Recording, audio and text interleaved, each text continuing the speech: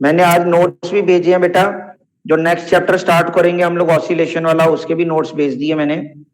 और जो कुछ कल टॉपिक्स करवाए थे वो, और एक दो टॉपिक्स हैं उनका, सारों के नोट्स आपको भेज दिए बना के बीच में से।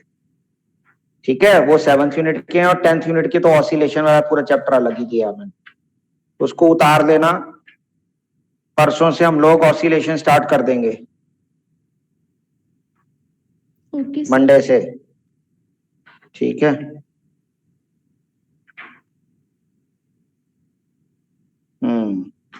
निकाल लो फिर कंसेप्चुअल क्वेश्चंस, या भी 2 मिनट वेट कर लेते हैं और। बस इसमें डाउट्स तो कम ही आए होंगे बहुत।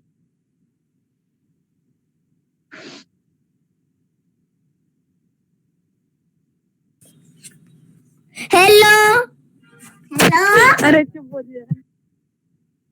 ये क्या था स्नेहा? सर किसी ने आपको हेलो कहा? मेरे को हेलो बोली, हेलो। सर वो गया ना घर में। सर यस, लो बोल दो, हेलो बोल दो। हेलो। ये देखो फिर से आया हेलो।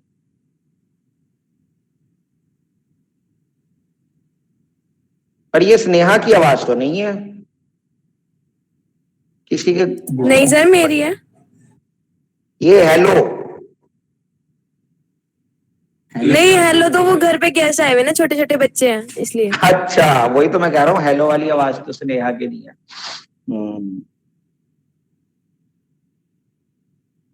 ठीक है, चलो भाई कंसेप्चुअल प्रॉब्लम्स निकाल लो भाई सब बच्चे।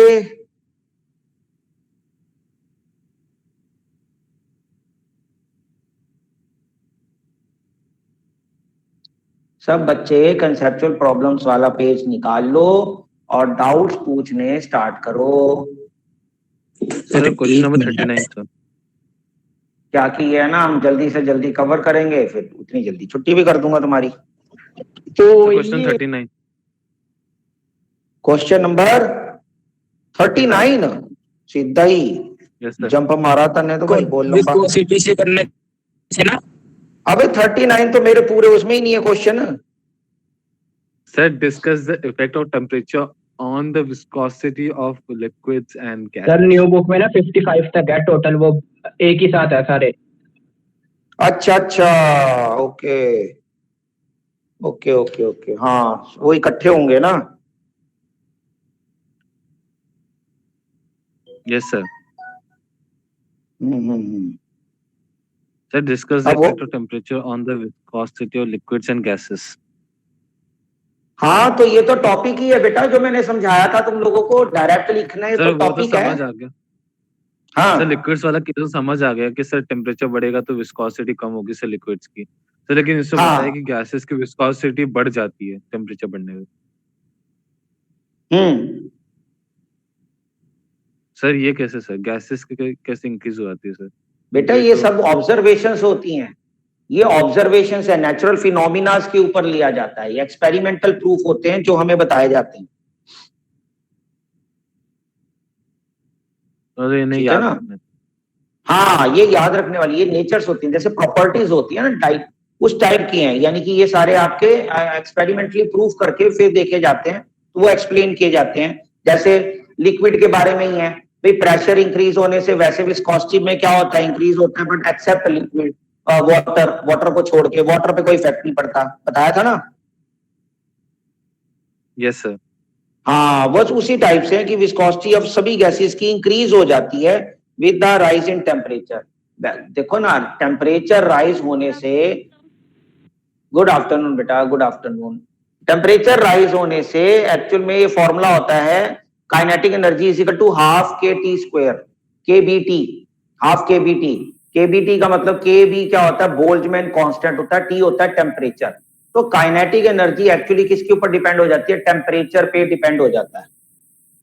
ठीक है ना, काइनेटिक एनर्जी टेम्परेचर पे डिपेंड होता है। और विस्कोसिटी है क्या, डीवी बाय डीएक्स। मेरी बात समझ, क्या था फॉर्मूला विस्कोसिटी का? सर विस्कोसिटी का तो याद तो नहीं है सर, याद नहीं है सर। अरे फोर्स होती है ना, ये देख मेरी बात ध्यान से, फोर्स जो होती है ड्रैगिंग फोर्स, वो तो एक एरिया ऑफ क्रॉस सेक्शन यानी लेयर्स के ऊपर डिपेंड करता है, एक डीवी बाय डीएक्स पे डिपेंड करता है ना? सर कोफिशिएंट आ जाएगा a into d by dx। हाँ, यही होता है ना। बस मेन चीज तो ये समझना। अब ये जो ड्रैगिंग फोर्स है, जो ड्रैगिंग फोर्स जो डेवलप होती है, this is the cause of viscosity ना। Yes sir. है ना? हाँ, तो अब देख डीवी बाय डीएक्स यानी velocity with respect to displacement. अगर टेम्परेचर इंक्रीज होने से काइनेटिक एनर्जी ऑफ मॉलिक्यूल्स क्या हो जाता है? इंक्रीज हो जाता है उसका, और जिसकी वजह से जो ड्रैगिंग फोर्स है वो और ज्यादा इंक्रीज हो जाती है, तो ये विस्कोसिटी भी क्या है वो बढ़ जाती है। Okay sir. सर लेकिन अगर बाकी ये वैसे ज्यादा दे तो टेम्परेचर ज्यादा दे से मॉलिक्यूल्स के बीच में स्पेस भी तो ज्यादा हो जाएगा ना सर? हाँ, उतना ही वो रेयर हो जाएंगे। यस सर, रेयर हो जाते हैं। फोर्स तो डायरेक्ट तो एरिया बिटवीन द, हाँ, एरिया भी इंक्रीज हो जाएगा। Yes sir. Area between the layers जो है वो भी इंक्रीज हो जाएगा ना बेटा। Okay sir.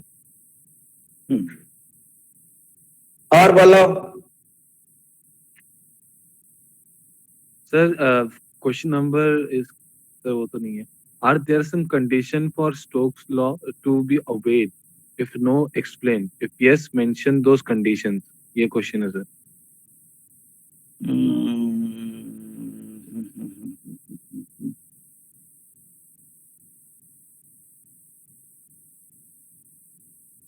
अच्छा, ये रहा भाई 11th क्वेश्चन है बेटा पुरानी बुक में।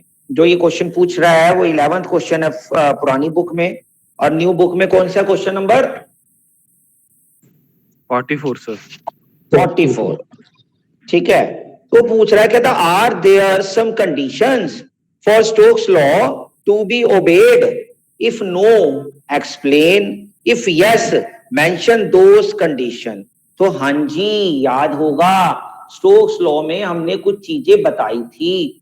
स्टोक्स लॉ में पहली बात बॉडी स्फेरिकल होनी चाहिए, याद है? यस सर, याद है सर। Yes, sir. हाँ, और जो ड्रैगिंग फोर्स है वो किस पे डिपेंड करता है? 6 पाई ईटा आर वी। तो जो स्टोक्स लॉ है वो किस किस पे डिपेंड करता है? स्टोक्स लॉ यही तो कहता है कि जब एक स्फेरिकल बॉडी को किसी विस्कस मीडियम में मूव होती है तो वो कुछ चीजों पे डिपेंड करता है। वो ड्रैगिंग फोर्स एक डेवलप होती है, और वो जो ड्रैगिंग फोर्स डेवलप होती है वो डिपेंड करती है कि मीडियम कितना विस्कस है, वो डिपेंड करता है कि रेडियस ऑफ द बॉडी क्या है ना? 6 पाई ईटा आर वी। 6 पाई तो छोड़ दो, ईटा का मतलब विस्कोसिटी, आर का मतलब रेडियस, और वी का मतलब जो वेलोसिटी वो एक्वायर करता है, जिसको हमने टर्मिनल वेलोसिटी बोला था, याद होगा, है ना? तो बस वो ही है। तो वो कहता है yes the Stokes law is valid under the following condition. पहली बात, the body falling in the viscous medium must be perfectly rigid and smooth. कहता जी जो बॉडी है वो परफेक्टली स्मूथ होनी चाहिए, यानी सॉलिड बॉडी अगर है तो उसमें फ्रिक्शन का कोई रोल ना हो। There is no slip between the body and the medium. Slip ना हो, स्लिप नहीं होगा क्योंकि विस्कस फोर्स जो हमने इसमें बात करनी है, हमने ड्रैगिंग फोर्स की बात करनी है। अगर बॉडी उसमें स्लिप हो जाएगी तो उसमें ड्रैगिंग फोर्स का हम जिक्र नहीं ना कर सकते। स्टोक्स लॉ में तो जिक्र किसका है? ड्रैगिंग फोर्स का, विस्कोसिटी का। फिर वो कहता है motion of the body in the medium does not cause any turbulent motion और एडीज इन द मीडियम। यानी कि कहता है जी जिस मीडियम में वो बॉडी मूव कर रही है उस मीडियम में एक तो टर्बुलेंट फ्लो नहीं होना चाहिए, वो स्ट्रीमलाइन या लैमिनार टाइप होना चाहिए, स्मूथ होना चाहिए। दूसरा वो कहता है कि वो एडीज की शेप में नहीं, यानी कि कहने का मतलब मान लो हवा का बवंडर ही है, तो हवा का जो बवंडर है वो ऐसे चलता है ना, साइक्लोन। हाँ, तो वो एडीज की फॉर्म नहीं होनी चाहिए। साइक्लोन को ये एडीज की फॉर्म ही होती है ना, ये स्पाइरल बाइंडिंग जिसको कहते हैं, लुक साइड एडीज इनको कहते हैं, ठीक है ना? तो इस फॉर्म में नहीं होना चाहिए, एक सब स्मूथ होना चाहिए, तभी वो आएगा उसमें। नहीं तो वो तो उसकी फोर्स की वजह से अलग से सेंट्रीफ्यूगल और सेंट्रीपिटल अलग और चीजें लग जाएंगी। Size of the body must be small but it should be greater than the distance between the molecules of the medium. तो बस ये थोड़ी बहुत चीजें याद रखनी है बेटा, और तो कुछ नहीं, ठीक है? पढ़ने वाली चीजें हैं ये। और बोलो। सर रेन ड्रॉप वाला समझाना सर, रेन ड्रॉप फॉलिंग को- अंडर ग्रेविटी डू नॉट कहाँ? रिक्वायर क्वेश्चन बोल बेटा पूरा। हाँ, rain drop falling under gravity do not okay okay, require मिल गया बेटा। इसका सीधा सीधा आंसर है टर्मिनल वेलोसिटी। याद आया? रेन ड्रॉप्स स्फेरिकल फॉर्म में होता है। जो रेन ड्रॉप होती है अंडर द ग्रेविटी, जब वो विस्कस मीडियम से ड्रैग करती है तो उस पर एक अपोजिट फोर्स मिल जाती है, ड्रैगिंग फोर्स जिसको कहते हैं, जिसकी वजह से एक टाइम के बाद वो एक कांस्टेंट वेलोसिटी एक्वायर करता है, जिसको हम कहते हैं टर्मिनल वेलोसिटी। याद है जब तू कह रहा था क्या ऐसा होता है सर, तो मैंने कहा था हाँ ऐसा होता है, कभी पैराशूट से गिरेंगे तो बात होगी। याद आया? तो वही चीज है, तो इसका सीधा सीधा आंसर वही है। बस ये है कि इन्होंने 4-5 लाइनें पूरा प्रॉपर एक्सप्लेन करके लिख दिया कि उस पे कौन सी फोर्स लगती है, ड्रैगिंग फोर्स लगती है, क्यों लगती है, वो सारी चीजें एक्सप्लेन कर दी। लेकिन जो मेन आंसर है कि it acquires a constant velocity after a certain distance, जिसको हम क्या कहते हैं, टर्मिनल वेलोसिटी, जिसका फॉर्मूला याद होगा 2/9 आ गया याद, rho minus sigma upon eta into में जी, वो वाला। Yes sir. हाँ ठीक है, और बोलो। सर ये आइडियल लिक्विड क्या होता है सर, और एक बार एक्सप्लेन कर दो sir. Ideal liquid, yes sir. Ideal liquid, what are the qualities of ideal liquid? वही what are the qualities of sir ideal liquid. पर सर अरे रियल में यार कोई नहीं हो सिंपल सकता है, ना? रियल में नहीं हो सकता ना बेटा। जैसे हम कहते हैं आइडियल गैस रियल में नहीं हो सकती, लेकिन कुछ गैसेस को हम काफी हद तक आइडियल गैस मानकर चल लेते हैं, जबकि वो होती नहीं है एक्चुअली, प्रैक्टिकली पॉसिबल मतलब नहीं सर वो शो करती है पर वो रियल में होती नहीं। हाँ सर, हाँ कि वो शो हाँ, करती है। तो शो करती हैं कुछ प्रॉपर्टीज, वो हल्की फुल्की शो करती हैं मिलती जुलती, इसलिए हम उनको कुछ गैसेस को आइडियल गैस मान लेते हैं। ऐसी आइडियल लिक्विड कौन सी चीजें जो पॉसिबल नहीं है आइडियल लिक्विड में? एक तो हर टाइम ही स्ट्रीमलाइन फ्लो होना चाहिए, कांस्टेंट वेलोसिटी होनी चाहिए, ठीक है ना, नॉन विस्कस होनी चाहिए, जबकि पॉसिबल नहीं है। जब कोई भी लिक्विड है तो वो विस्कोसिटी उसमें कुछ ना कुछ होगी ही होगी उनके लेयर्स के बीच में।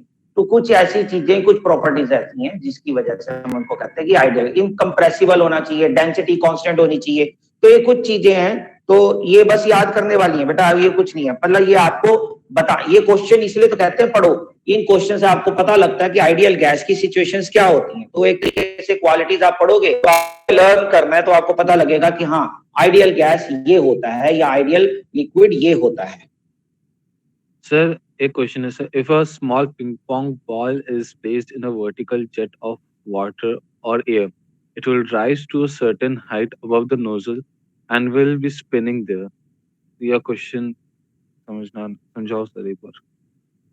एक मिनट, कहाँ है क्वेश्चन यार ये?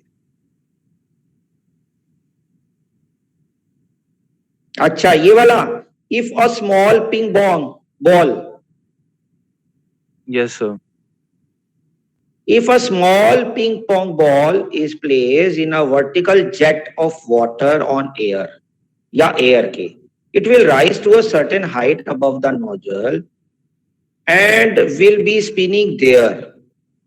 Okay. बेटा इसका सबसे मेन कारण है आपका बर्नौलिस थ्योरम। देखो फॉर एग्जाम्पल मैं आपको थोड़ा सा समझाता हूं, वो कहता क्या, क्वेश्चन समझ आया? यस सर, नोजल के ऊपर रखा हुआ है सर, वर्टिकली हमने प्रेशर दिया पानी को सर। हाँ, मान लो ये नोजल है, यहां से ये एयर ब्लो कर रहा है, ये नोजल है, ठीक है ना? सर कुछ भी बना सकते, हाँ वाटर जेट या कुछ भी कह सकते हो। उसने एयर या वाटर दोनों बोला हुआ है, वाटर और एयर, ठीक है ना, वाटर जेट है या कुछ भी है। तो यहां से ये निकलेगा, इसके ऊपर एक पिंग पोंग बॉल है, तो जैसे ये जेट मारेगा यानी कि प्रेशर जेट से अब होता क्या है, वेलोसिटी हाई होती है कि नहीं? Yes sir. अब इस बॉल के दो जो सरफेसेस हैं, ये जो दो सरफेस हैं, ऊपर से तो एटमॉस्फेरिक प्रेशर लग रहा है,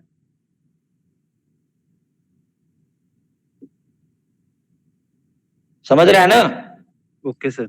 एक बार और एक नीचे है, एक नीचे से प्रेशर वो एक्सर्ट हो रहा है, अब होता क्या है, जब ये वाटर तेजी से इसके ऊपर जाएगा, जैसे इसको प्रेस करेगा, प्रेशर मारेगा, तो वेलोसिटी इस सरफेस पर क्या हो जाएगी, हाई। हाई हो जाएगी सर। अब इस सरफेस पर जब वेलोसिटी हाई होगी तो इस पे प्रेशर क्या हो जाएगा, रिड्यूस हो जाएगा। याद है ना बर्नौलीज थ्योरम? यस तो सर। जब प्रेशर रिड्यूस होगा तो ये एटमॉस्फेरिक प्रेशर जो ऊपर की जो है वो इसके ऊपर टेंजेंशियली एक्ट कर रहा है। एटमॉस्फेरिक प्रेशर तो टेंजेंशियली एक्ट कर रहा है ना हर जगह पर ऐसे। Yes sir. सो उसे रोटेट कर देगी सर उसे। हाँ, तो उसकी वजह से वो रोटेट करने शुरू हो जाएगी, स्पिनिंग ऑफ पोल हो जाएगा। Okay sir. तो इतने ही थे। ओके, और किसी बच्चे का डाउट?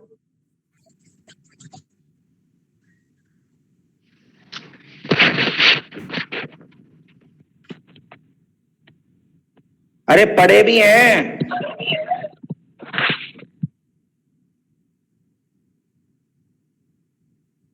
नहीं पढ़े, दिख ही रहा है तुम लोगों का हाल। अरे बेवकूफो, अब तो फिजिक्स का। वो तो बात सही है बेटा। अच्छा, आज पेपर था, कैसा गया बेटा? सर पेपर हार्ड आया था।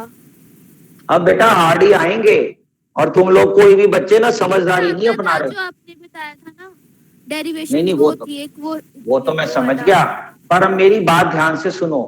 आपके तो 3rd यूनिट तक आना था ना बेटा? हाँ जी सर, उसमें से सर एक क्वेश्चन मुझे डाउट है सर, वो मुझे पूछना था, वो कुछ ग्रुप में सेंड करूं? हाँ, ग्रुप में सेंड कर दियो या पर्सनली बाद में सेंड कर दियो बेटा, मैं बता दूंगा। मेरी बात बहुत ध्यान से सुनो बेटा। सीबीएसई ने अपना पैटर्न जो है वो चेंज कर दिया है। आप लोगों को शायद पता लग गया या नहीं, आई डोंट नो, ठीक है। और खासकर फिजिक्स का ही पैटर्न ज्यादा, हमारे नॉन मेडिकल में फिजिक्स का ज्यादा चेंज हुआ है, बाकी सब्जेक्ट्स का नहीं इतना चेंज हुआ, ठीक है। क्योंकि फिजिक्स में आपको पता है सारी चीजें लॉजिकली ही चलती हैं। केमिस्ट्री में तो ज्यादातर रट्टे वाला काम हो जाता है, अपने आप एक बार अच्छे से समझ लिया बहुत अच्छे से तो बस फिर तो गोटा वादन रह जाता है। लेकिन फिजिक्स में आपको पता है हर क्वेश्चन अपने आप में अलग सा होता है, ये तो देख चुके आप लोग, है ना? हर क्वेश्चन, है ना, हर क्वेश्चन अपने आप में अलग है। हर क्वेश्चन के रीजन है या कुछ है, किसी के पीछे कुछ रीजन है, किसी के पीछे कुछ रीजन है।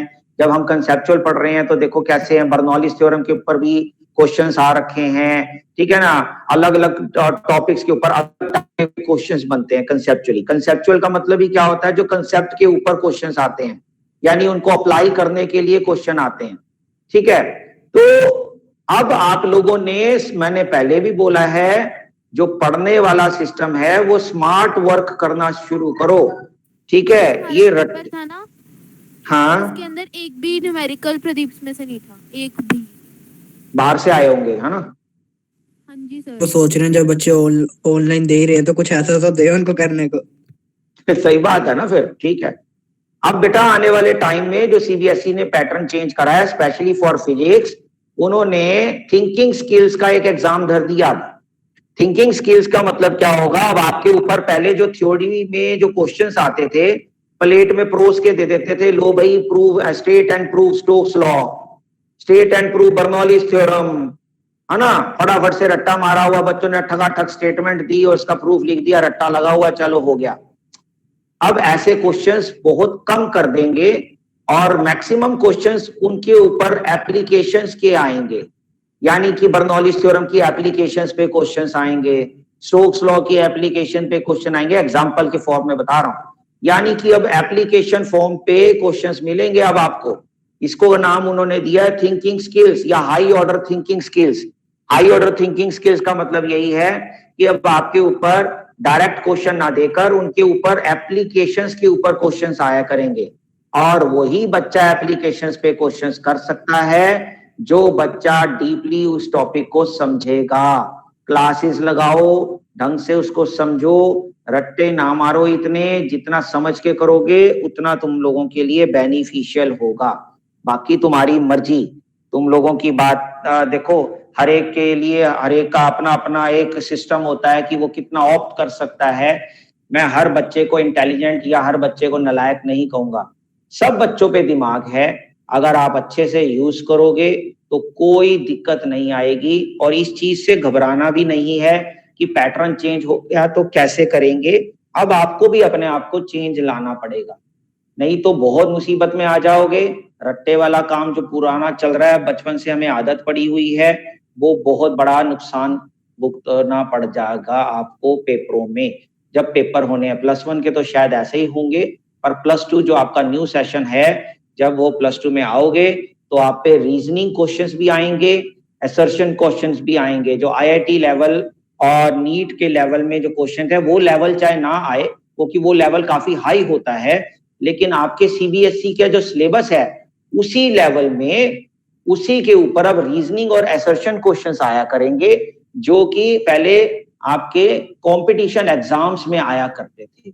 हाँ, ये जरूर हो सकता है कि वो लेवल थोड़ा सा हल्का होगा, क्योंकि कंपटीशन एग्जाम्स का लेवल थोड़ा हाई होता है और इनका लेवल थोड़ा उतना हाई नहीं होगा, बट वो होगा आपका सारा प्रैक्टिकली, यानी कि जब आपको टॉपिक आया होगा, समझ होगा, तब आप उसको सॉल्व कर सकते हो। अदरवाइज जो मर्जी कर लो, आप उसको सॉल्व नहीं कर सकते। MCQs की वेटेज बढ़ा दी गई है, तो MCQs भी आपको पता है 1 मार्क्स के जो MCQs आते हैं वो कैसे आते हैं, वो कोई थ्योरेटिकल नहीं होते। तो वो बेटा सारी चीजें अब आपके लिए टफ हो जाएंगी, लेकिन इस चीज से घबराना नहीं है बिल्कुल भी। इस चीज के ऊपर वर्क करना है, अभी हमारे पास बहुत टाइम है। +2 वालों का तो पता नहीं, अभी वो मैं प्रॉपर पता करूंगा कि इसी साल से गड़बड़ कर दी है, क्योंकि कल न्यूज में भी आया, प्रॉपर मैंने देखा आधा घंटा प्रोग्राम वो। तो अभी ये कंफर्म नहीं है कि इसी सेशन से करा है या नेक्स्ट सेशन से करेंगे, यानी कर तो दिया, तो इसका मतलब आपके लिए तो आप तो +1 में हो, तो आपके लिए तो समझ लो हो गया। तो आप लोगों को अब थोड़ा सा अपने आप को पढ़ाई करने का तरीका जो है वो चेंज करना पड़ेगा। बात समझ आ रही है मेरी? जितना लीनियंट आप लोग हो रहे हो, खासकर फिजिक्स में, उतना लीनियंसी से फिजिक्स आपके मुट्ठी से बाहर निकल जाएगी। सीधी सी बात, फिजिक्स आपके पल्ले नहीं पड़ेगी। और बदतमीजों ने फिजिक्स में ही चेंज लेकर आए हैं, और किसी चीज में नहीं है ज्यादा। बाकी तो मार्किंग सिस्टम में चेंज लाए हैं, मार्किंग सिस्टम चेंज करा है बाकी सब में, लेकिन जो पैटर्न में मेन चेंज देखने को कल सुनने को मिला, वो मेरे को फिजिक्स में ही स्पेशल नीचे लिखा आ रहा था। तो वो मैंने आपको, इसीलिए मैंने आपसे डिस्कस किया ये। तो अपने आप में थोड़ा सा सुधारो अपने आप को। और वो बहुत अच्छी चीज करी है CBSE ने, जो भी करी है वो तुम लोगों के लिए बहुत बेनिफिशियल है। हाँ जी बेटा। सर हो सकता है बाकियों का भी चेंज आया हो, पर आपने अपना ही देखा। नहीं बेटा, और किसी चीज का लिखा ही नहीं आ रहा था। एक इंग्लिश का लिखा आ रहा था, उसमें मार्किंग सिस्टम चेंज किया है। बाकी सभी सब्जेक्ट्स का मार्किंग सिस्टम में उन्होंने थोड़ा सा 19-20 का चेंज किया है। सभी में MCQs लेवल बढ़ा दिए, लेकिन ये जो फिजिक्स के लिए स्पेशल लिखा आ रहा था कि थिंकिंग स्किल्स के का एक एग्जाम हुआ करेगा, तो उसके अंदर उन्होंने स्पेशल लिखा हुआ था नीचे कि भाई आपका असर्शन और रीजनिंग क्वेश्चंस आएंगे। तो वो सिर्फ उसी सब्जेक्ट के बारे में लिख रहे थे। वो अभी कुछ नहीं पता बेटा, अभी कुछ नहीं पता। वो न्यू पैटर्न में क्या स्कीम चलेगी, क्या होगा, वो अभी आएगा। अभी उन्होंने शुरू किया है या प्रावधान कर रहे हैं या क्या है, पर इतना मुझे पक्का हो गया कि तुम लोगों की +2 में ये हो जाएगा जब तुम लोग +2 करने लगोगे। ठीक है ना? तो अपने आप में तभी मैं कह रहा हूँ चेंज करो, और वो चेंज करना बहुत जरूरी है। सर, हाँ जी। सर, हाँ जी। मैंने 2 क्वेश्चन भेजे जिनमें मुझे प्रॉब्लम थी एग्जाम करते वक्त। ओके बेटा, ग्रुप में भेज दिए बेटा। टैन वाला बता दो। हाँ जी सर, टैन वाला किसी को वेटेज वाला भी भेज दिया न्यूज़पेपर, देखो। हाँ भेजा होगा, देखता हूँ, ठहरो। हाँ ये एक बार ना हॉट्स की भी तैयारी करवा देना, जो 5 नंबर वाले क्वेश्चन आते हैं सर, बेकार बेकार से क्वेश्चन पूछते हैं। 1 मिनट, किसने क्या भेजा पता ही नहीं चल रहा।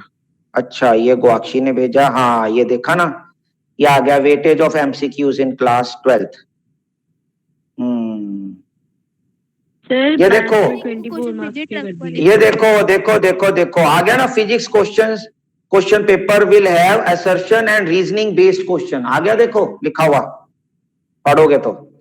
फिजिक्स का स्पेशली आया हुआ है। Bio and instant of MCQ short answer. Bio में तो वही चलो शॉर्ट आंसर क्वेश्चन है, और MCQs आएगा, शॉर्ट आंसर की बजाय MCQs कर दिए उन लोगों ने।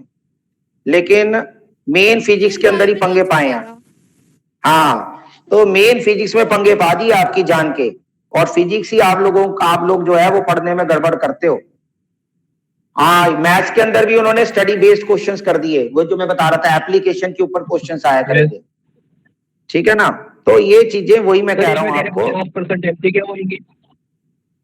क्या बेटा? मतलब 40 मार्क्स के। सर इंग्लिश में देखा 50% एमसीक्यू मतलब 40 मार्क्स के।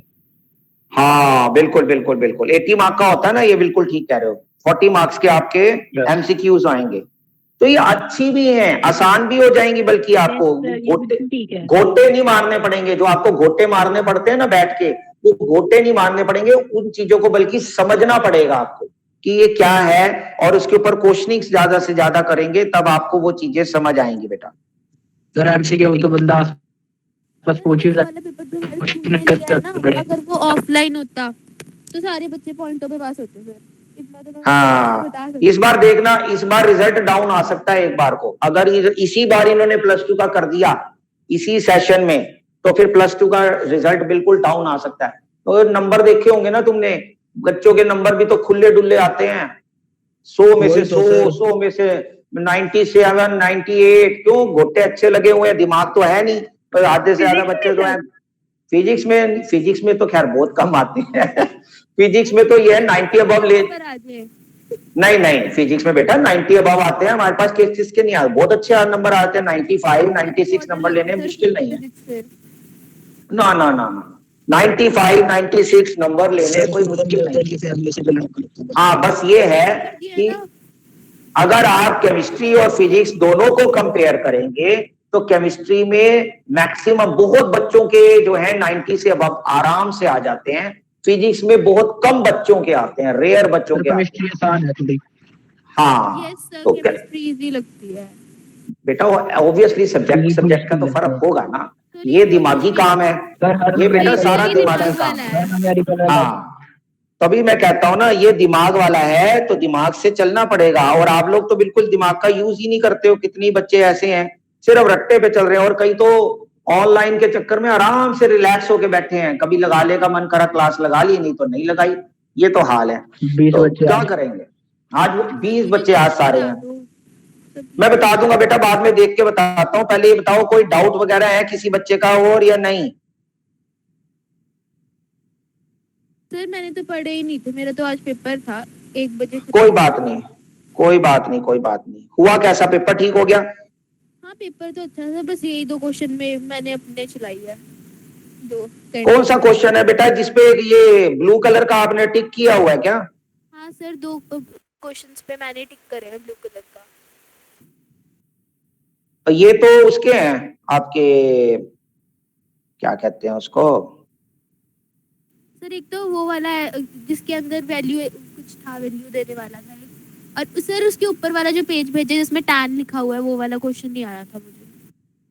Find the value of angle of projectile between the velocity, यही वाला ना? हाँ जी sir. And the x axis as a function of time. Okay, yes sir. Sir इसमें क्या करना था? and show that the projection angle theta for projectile launched from the origin is given by tan r by 4h where the symbols have their usual meaning. अरे बेटा, ये तो वही था प्रूफ करने वाला, एंगल ऑफ प्रोजेक्टाइल फंक्शन। हाँ मैंने कहा इसमें प्रूफ नहीं होगा, इसके अंदर कुछ अलग सा निकल आपको। हाँ, ये मैं बताऊंगा बेटा जी, मैं कल बताता हूँ तेरे को इसको प्रॉपर में, या फिर मैं शाम को तेरे को पर्सनली बता दूंगा। स्कूल में तो कुछ ऐसा कराया ही नहीं था। नहीं, कोई बात नहीं, कोई बात नहीं, घबराना, हो जाएगा ये, कोई दिक्कत नहीं है। और दूसरा अच्छा जी, जो नीचे टिक किया हुआ है, हाँ ठीक है, मैंने निकाल दिया था जैसे जैसे। ठीक है, वही है, वो स्कूल वालों का तो थोड़ा सा ऐसा ही रहता है सिस्टम ना, कोई बात नहीं। सर वो चीजें देता है जो खुद नहीं कराते। ऐसे ही होता है बेटा, ऐसे ही होता है। सर देखा ही नहीं था ये वाला क्वेश्चन, प्रदीप के कोई बात नहीं, कोई बात नहीं, अच्छी बात है बेटा, जितना प्रैक्टिस करी हुई है उतना ही आपको बेनिफिट मिलेगा। टेंशन ना लिया करो कि कोई क्वेश्चन हमें आया नहीं आया तो कोई बात नहीं, उसको करेंगे तो आएगा, करेंगे तो आएगा, नहीं करेंगे तो नहीं आएगा। पर ये अच्छी चीज है ना कि हम कर रहे हैं। अगर आप करते रहोगे, मेहनत मारते रहोगे, तो ऑटोमेटिकली मिलेगा ही मिलेगा सफलता। तो कोई ऐसी बात नहीं होती है। अगर आपको सारे क्वेश्चन आते हैं, कोई एक क्वेश्चन नहीं भी आता, तो उसमें घबराना नहीं चाहिए। इट मीन्स आपकी बहुत अच्छी प्रैक्टिस है जो आपको इतना पेपर वाकई काफी अच्छा बनाया हुआ है। अगर ये पेपर आपसे हो गया इजीली, एक आधे क्वेश्चन में ही अटके हो, तो मेरे हिसाब से 100 आउट ऑफ 100 है बेटा गवाक्षी। ठीक है, बहुत बढ़िया। अगर ये पेपर आपने ठीक ठाक कर दिया तो बहुत अच्छा है, क्योंकि इसका मतलब आप उसको अच्छे से स्टडी कर रहे हो। और यही चीज मैं कह रहा हूं कि स्टडी करने से ही बात बनेगी। सिर्फ रट्टा मारने से या कभी क्लास लगा ली कभी नहीं लगा ली, उससे बात नहीं बनेगी। हम लोग देख लो 7th यूनिट खत्म कर दिया हम लोगों ने, और सच्ची सच्ची बताऊं तो आप लोगों को मुश्किल से 3 या 4 यूनिट ऐसी होंगी जिसका अगर मैं 2 दिन बाद टेस्ट ले लूंगा तो रो पिट के कर लोगे। बाकी सारा साफ है आप लोगों का काम। और वो 3-4 यूनिट में भी बुरे ही हाल होंगे, मुझे इतना भी पता है। क्यों? क्योंकि उसका रीजन है आप लोग उसको साथ साथ स्टडी नहीं कर रहे हो। सिर्फ आप क्या रहते हो, एक टीचर पे डिपेंड हो जाते हो कि हाँ टीचर बताएगा, काम देगा तो हम काम करेंगे। अरे भाई तुम लोग मैच्योर बच्चे हो, कोई छोटे बच्चे नहीं हो जिसको डंडा दिखाकर जबरदस्ती बिठाया होगा कि ना बेटा यहाँ रट्टा मार के जा सुना और फिर तू जाएगा घर। तो वो अगर वो चीज तुम लोगों के साथ करनी है, फिर तो तुम लोग नॉन मेडिकल के बच्चे कहाँ से हुए? तुम लोग फिर नॉन मेडिकल वाला तो बिहेवियर ही नहीं कर रहे, आर्ट्स वाला स्टूडेंट्स वाला बिहेवियर कर रहे हो ना। तो ऐसा काम ना करो। और आर्ट्स के बच्चे भी कितना पढ़ते हैं, आर्ट्स ज्यादातर बच्चे क्यों लेते हैं? क्योंकि उन्होंने बहुत अच्छे उसमें जाना होता है ना, गवर्नमेंट जॉब्स के लिए जो ट्राई करते हैं, ठीक है, हाँ IPS के लिए ट्राई करते हैं, वो देखो कितनी मेहनत मारते हैं, कितना सोच के चलते हैं। और आप लोगों ने भी नॉन मेडिकल कोई ऐसे तो नहीं ली, तो नॉन मेडिकल जैसा बिहेवियर तो करो, कम से कम उसको पढ़ो तो सही। ये तो मत सोचो कि स्कूल कराएगा तो हम करेंगे, कोई टीचर जबरदस्ती पहले हमें काम देगा तो हम काम करेंगे, तो हम वो चैप्टर पढ़ेंगे, वरना हमने वो चैप्टर पढ़ना ही नहीं। तो ऐसे नहीं होता। ये तो आप लोगों को सेल्फ स्टडी की हैबिट जरूर डालनी पड़ेगी। सिनेरियो जो है अब चेंज हो रहा है धीरे धीरे, तो आप लोगों को अब ये चीज को सोचना चाहिए कि हम लोगों ने स्मार्ट वर्क करना है। हार्ड वर्क के साथ साथ स्मार्ट वर्क करना बहुत जरूरी हो गया बेटा। ठीक, और स्मार्ट वर्क का मतलब यही होता है कि जो भी चैप्टर जब आप पढ़ो उसको प्रॉपर रीड करो। और ये नहीं है कि एक बार टीचर ने करा दिया ट्यूशन पे, चाहे मैंने करा दिया, चाहे स्कूल में करा दिया, और उसको बस लपेट दिया, जैसे वो चैप्टर खत्म हुआ उसको कॉपी बंद करी और खत्म काम। फिर कभी कभी कोई टीचर टेस्ट के लिए बोलेगा तो वो कॉपी खुलेगी, तो वो चैप्टर खुलेगा। एक रूटीन बनाना पड़ेगा तुम्हें कि हाँ हम वंस इन अ वीक हम लोगों ने ये चैप्टर या ये चीज जो इस हफ्ते पूरा हुआ उस पूरे हफ्ते में की हुई चीज को एक बार रिवीजन मारनी है। जब तक वो रिवीजन वाला स्टेप नहीं उठाओगे तब तक बात नहीं बनेगी। तो रिवाइज तो आपको बार बार करना पड़ेगा, तभी वो चीज यहाँ बैठेगी ना। कोई भी चीज जब आप बार बार फीड करोगे तब वो यहाँ अच्छे से बैठेगी। तो उसको फीड करने के लिए आपको क्या करना है, आपको उसको पढ़ना पड़ेगा, उसके ऊपर मेहनत मारनी पड़ेगी, जो कि आप लोग नहीं मार रहे हो मेहनत। कुछ बच्चे कर रहे हैं और कुछ बच्चे तो जमाई बुराई ही, जिसको कहते हैं ना, हालात हो रखे हैं, बस पूछो ना भगवान ही मालिक। क्या सोच के बैठे हैं, अब फंसेंगे बेटा वो +2 में आके, गंदे वाले फंसेंगे। जिस बार जो इस साल +1 में बच्चों ने हरकतें करी है ना, नॉन मेडिकल तो ले ली, अब वो फंस गए। अब वो दुखी आएंगे +2 में, क्योंकि इतना दिमाग है नहीं और की पढ़ाई के अंदर इतना दिमाग लगाते नहीं, ना पढ़ने में उन लोगों को बैठने की आदत, अब वो फंसेंगे। तो इसलिए कह रहा हूं तुम लोग ना फंसो, पढ़ाई में ध्यान दो, ठीक है, और प्रॉपर स्टडी करो, प्रॉपर चैप्टर को रीड करा करो। और जब मैं आप लोगों को बोलता हूं ना कंसेप्चुअल एंड शॉर्ट्स के डाउट्स लेने वाले काम, तो वो जरूर पढ़ा करो कंसेप्चुअल शॉर्ट्स। वही तो चीज है, वही तो एप्लीकेशंस के ऊपर क्वेश्चंस हैं।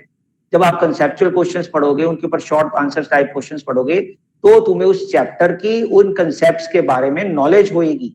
अदरवाइज तो क्या है, अदरवाइज तो तुमने रट्टा मारा हुआ है। मैं अब आप क्या कह दूं, बर्नौलीज थ्योरम बेटा स्टेट एंड प्रूव याद करके लिख के शाम को भेज दो, जैसे उस दिन भेजा, तो तुम भेज दोगे 1 मिनट में, 1 मिनट नहीं लगाओगे।